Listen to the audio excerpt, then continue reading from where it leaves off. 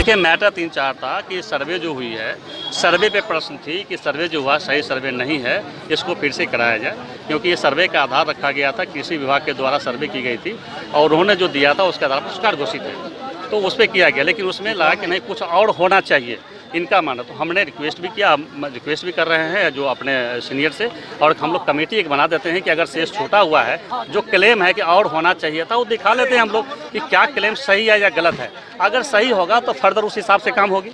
दूसरा क्लेम था कि कुछ जो प्रखंड, जो गाँव या टोला सुखाड़ घोषित है, उसमें कुछ लोग छूट गए हैं, तो हमने कहा कि आप ही नाम दे दीजिए, हम उसको क्रॉस चेक अपने सर्वेयर से करा लेंगे। अगर छूटा होगा तभी तो डिलीट और ऐड हो ही रहा है, हम लोग ऐड कर देंगे, उसे मिल जाएगी। तीसरी था कि राशन कार्ड के लिए कन्फ्यूजन था कि बंद है नहीं बन रहा है, वो ऑलरेडी कंटिन्यूस बन रही है, वो ऑनलाइन भी हो रहा है, ऑनलाइन हो रहा है, उसे बन भी रही है, तो जान गया कि नहीं बन रहा है, ठीक है। चौथा चीज़ ये था वृद्धा पेंशन के लिए कईनों का नाम छुटा हुआ है, कईनों का डायरेक्ट कैंप लगा के उसका नाम जोड़िए। हमने ये स्वतंत्रता ऑलरेडी सबको दिया हुआ है कि जब भी किसी भी एरिया में, ऐसे हमारे जानकारी में नहीं है, लेकिन फिर भी अगर कहीं पे है कि कोई वृद्धा पेंशन के लिए छूटा हुआ है, कोई विधवा पेंशन के लिए छूटा हुआ है, तो फॉर्म लाएं, हम लोग निश्चित रूप से हमारे ब्लॉक से ऐड होगा, उस पर कार्रवाई होगी, उसे लाभ मिलेगा। मतलब सुलह हो गया। हाँ, लोगों ने माने हैं बात को। एक कमेटी भी हम लोग बनाने की एक काम कर रहे हैं। कमेटी के बाद हम लोग सर्वे करा लेते हैं। सर्वे में अगर एडवर्स रिपोर्ट आती है तो संबंधित पदाधिकारी पर भी हम लोग कार्रवाई की अनुशंसा करेंगे। सुखाड़ को लेकर क्या कहा गया? हमने सुखाड़ की ही बात कर रहे थे ना, दो क्वेश्चन सुखाड़ की था। हाँ, अनशन ब्रेक हो गया अभी। Okay, thank you. वजह यह था कि हमारे प्रखंड को अकाल क्षेत्र घोषित किया गया सरकार के द्वारा कि यहाँ धान नहीं रोपाया है, लेकिन जब हम लोग के रिपोर्ट आया, पता चला कि कुछ ही पूरे प्रखंड में कुछ ही पंचायत को उसमें अकाल क्षेत्र घोषित में रखा गया। उसके अलावे भी कुछ पंचायत के अलावे पंचायत में कुछ ही गांव को रखा गया। जैसे हमारे पंचायत मोहड़ी का 3 गांव को सूखाग्रस्त घोषित किया गया। वो पहला है आपको मोहड़ी, बरवाडी और मदारपुर।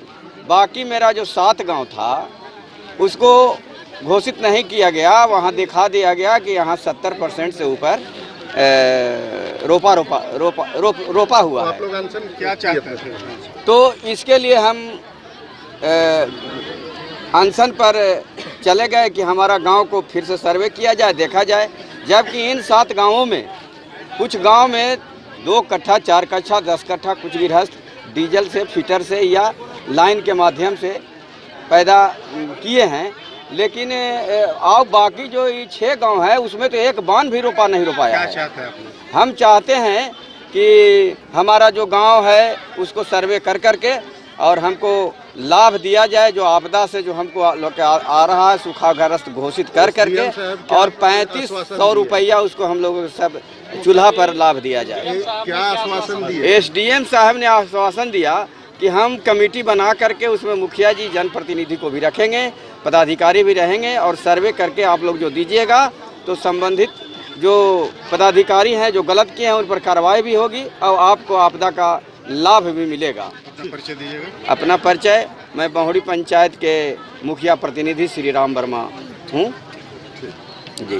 के सामने एसडीएम साहब के सामने, प्रखंड विकास पदाधिकारी के सामने, सब जनप्रतिनिधि के सामने मैंने शपथ लिया है कि अगर ये कार्य नहीं हुआ तो मैं फिर पुनः आमरण अनशन पर बैठ जाऊंगा इसी कैंपस में, और पूरे प्रखंड को ये लाभ मिलना चाहिए हमारे पंचायत के अलावे। और लड़ाई मैं अब लड़ूंगा, सारे पंचायत के लिए लड़ूंगा, सारे पंचायत में हमको ये लाभ मिलनी चाहिए। ऐसे एसडीएम साहब ने कहा कि नमूना के रूप में मैं एगो करवाता हूँ, उसके बाद मैं सबको फिर करूँगा और सबके लिए मैं लड़ाई लड़ूंगा। बस यही।